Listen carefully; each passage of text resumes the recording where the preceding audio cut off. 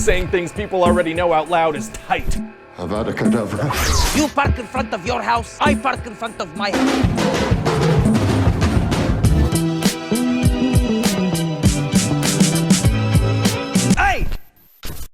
But we're here to learn, so we'll move on. What's up, everyone? It's Adam from FWCI 90's TV Double Dare. This is a Brewstew video.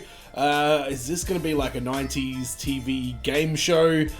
We had one, if it's what I'm thinking it's going to be, based on the title of Double Dare. We had a show in Australia called Who Dares Wins with the charismatic Mike Whitney, former Australian test bowler, I think he was, by memory, and he would like bet people on the streets, I'll give you $50 if you do this or that.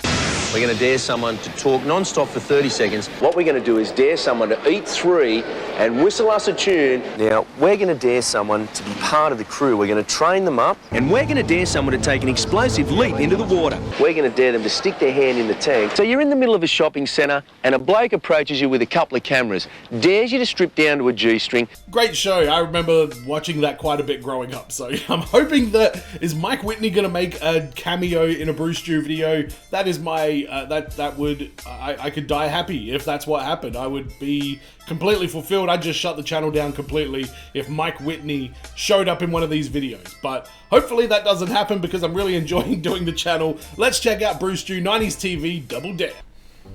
Alright, so this is gonna be a new little sub-series that I'm gonna do, and it's gonna be about the TV shows that I used to watch as a kid. And I think it's safe to say that Okay, a sub-series of 90's TV shows? I'm here for every single one of these. TV shows were a much simpler form of entertainment back then. Well, maybe not simpler, considering Is It Cake is a thing, for Christ's sake. What's the word I'm looking for? Oh, that's right, better. TV was better in the 90s, and I'm gonna prove it to you. Wait a minute, is there a show called Is It Cake? I might have to look that up after this. What do we got here? Figure It Out. I've never heard of that. Roseanne. Yes, I remember Roseanne. Cops. Of course I know Cops.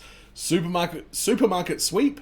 Is that like here, you've got a shopping trolley, you've got 30 seconds to go and grab everything. That's a great, we never had that as a TV show. I think it was just like a competition on like variety shows and morning shows and stuff like that. Legends of the Hidden Temple, never heard of that, which is greater than Fire Country, Is It Cake, and Masked Singer. Yeah, you know what? I'll agree with that. The show I want to talk about is the Nickelodeon show Double Dare. Now, Double Dare was a game show that pitted two families against each other in trivia, physical challenges, and of course, the Big Daddy obstacle course at the end. You got a young Mark Summers as the host, and okay, alright. So it's kind of like Family Feud, but we had another show called Amazing. It was like a kids game show, but it was all kids. It was a whole thing. But that looks interesting. Yes, that's Mark with a C because, well, we spelled things differently in the 90s. Back then, you spelled Mark with a C, you spelled kids with a Z, all because it was cool with a fucking K. There you go. So you have a family on each side of the stage, and they're given some arbitrary team name. Okay, first up, we got the blue team, the Curious Uncles. They're gonna go up against the red team, the Manitoba Stranglers. Looks like it's gonna be a good game. But it didn't matter what the family team names were because they were all the same. Each family had 2 kids. The dad always had a mustache, and everybody's mom just kind of looked like this. And for whatever reason, when they'd introduce the families, they'd always make like the youngest kid tell some bullshit story about their family, which always took way too goddamn long. So, little Susie, I heard you have a funny story about the time the family dog threw up in the driveway. Care to tell us about that story? Yeah, one time there was like this dog. It was our dog, and we were leaving, and then the dog. It was in the morning. Get to the point, Susie. We were there.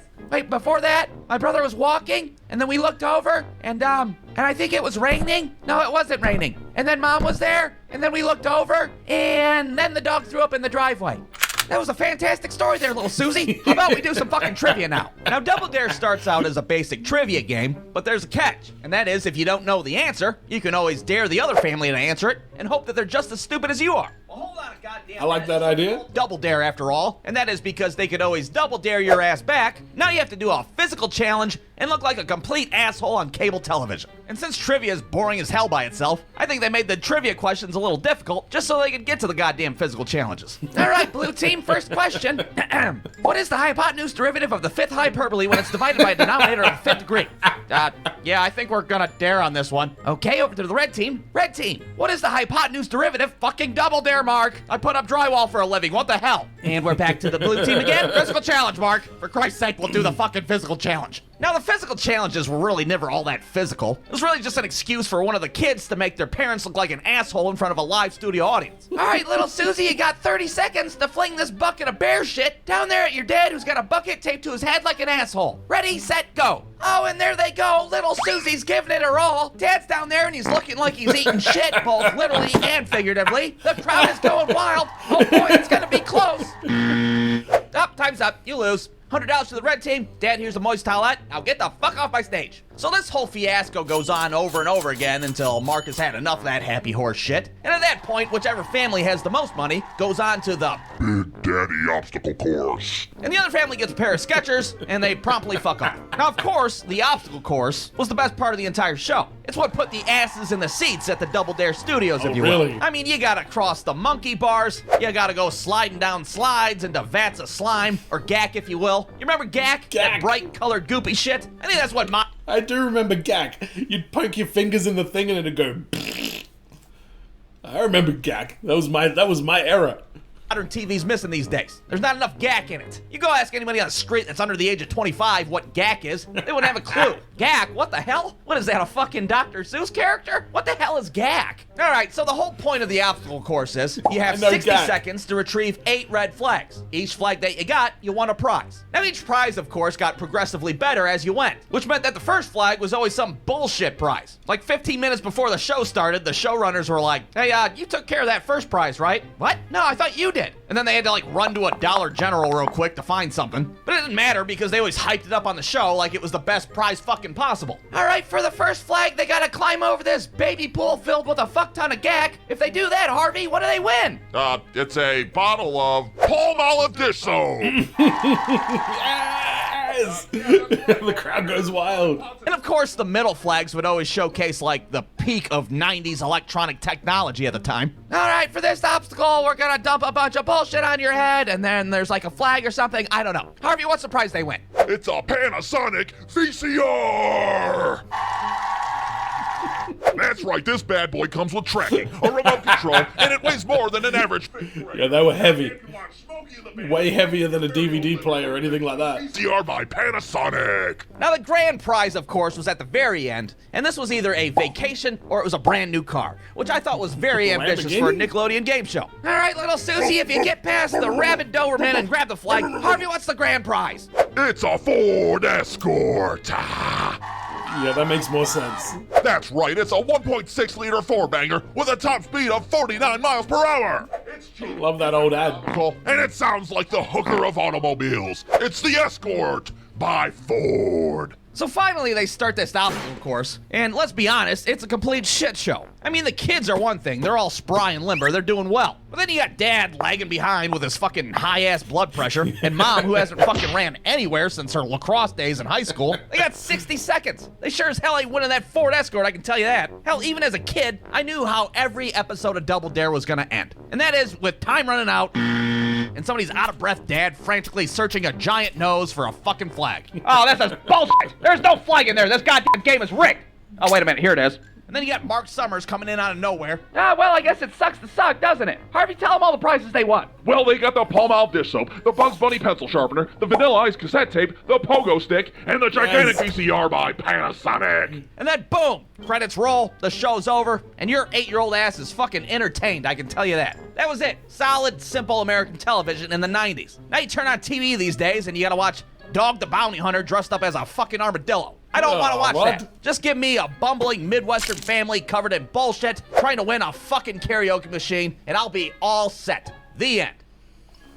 Yeah. Brewstew.com. Yeah, we never had a show like that in Australia growing up. Not quite. That was like, again, like the meshing of like 3 or 4 shows that we did have. We did have Family Feud. We had like Wheel of Fortune. And did you guys ever have Sale of the Century? That was like a really boring, like, adult trivia show. We never had Jeopardy, though, or I don't know, there's a few other popular ones that never really made it over to our shores, but there was this show called Amazing, and this is what it is. It was like for kids that were like representing their school, right? And they would be set up like this, so there was this keyboard down the bottom. They would have to guess a word and then run down and like press the keyboard letters to like get their score, and that depended on how long they got to spend in the maze. And the maze was the money shot. That was like the obstacle course. The maze was what everybody was coming to see. Let's watch a little bit of it. We're watching an abridged version of an episode of Amazing. This was what I loved growing up. So let's start with like the first round. This is how it goes. 20 seconds on the clock. Your time starts now. I am long and thin. I am often found on a desk. I contain... Yes, pencil it is! Down to the keyboard. So we run down to the keyboard, and now we have to spell the word pencil. If you turn around, it makes it easier to read the letters. The third letter in pencil. Gotta type a bit quicker, guys. Time's ticking away, down to 65 seconds. Oh, he got it at the end. That dude was useless. It's much easier if you get straight down to the red, turn around and have a look at the letters. You can see what they look like. 64 seconds left on the clock. A little bit of advice there from old James Sherry. That's his way of saying you're an idiot. Turn around. But we are going to watch the commercials that whoever uploaded this has left in, and I'm maybe even more excited about this. This is just turning into like a 90s TV mishmash video, so I hope you're enjoying it.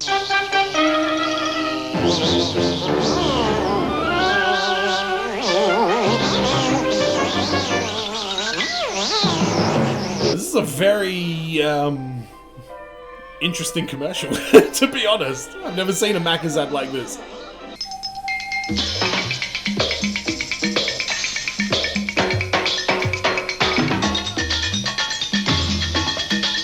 This is what soft drink commercials were in the 90s. It was just people dancing around on a beach. That's pretty much all it was.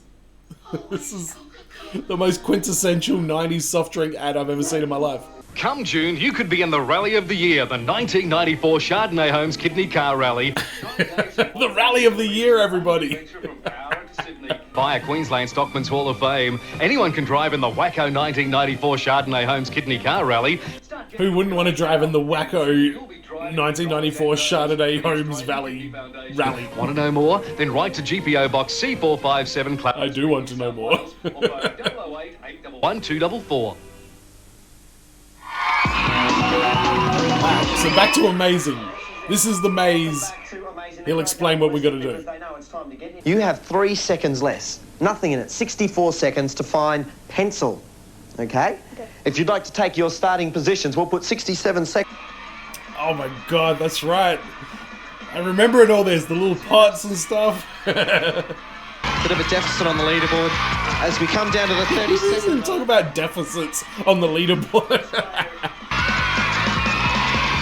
Going into to the wrong side of the maze.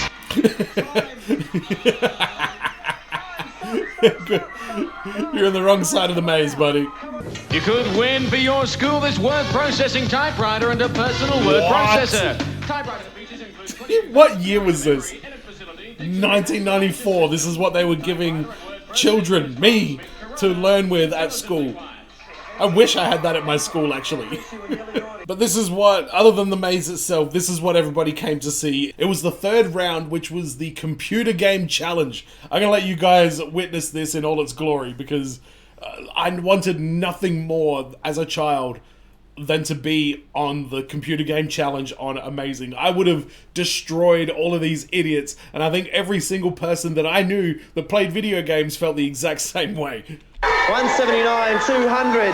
Bektar will be playing the computer challenge first with a deficit of 21 points at this stage, but 100 points up for grabs, Ben.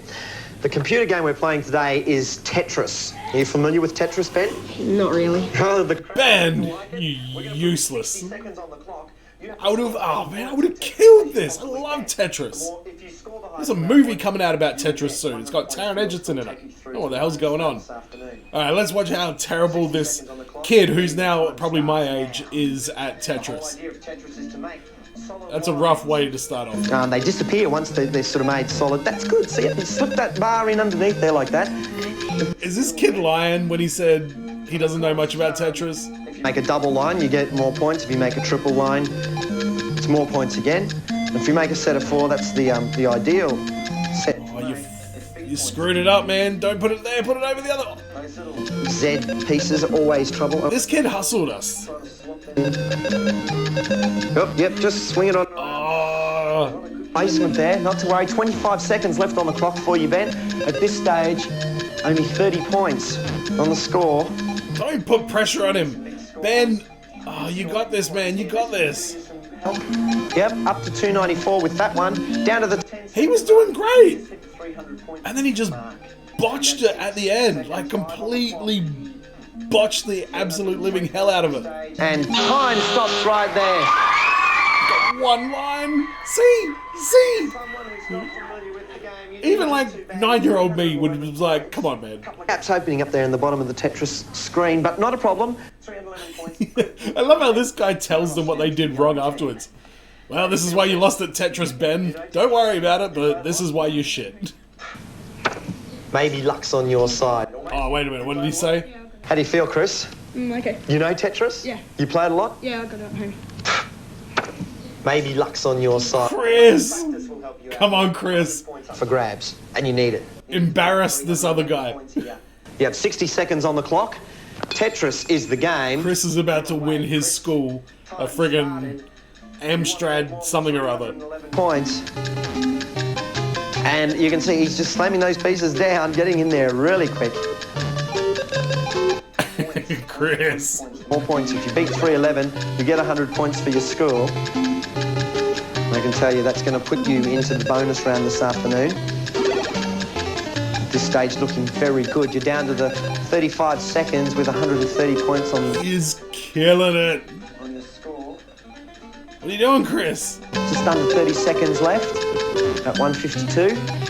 162 now.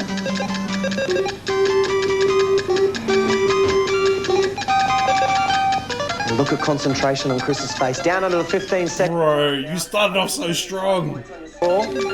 You've just made it 180. He's raging.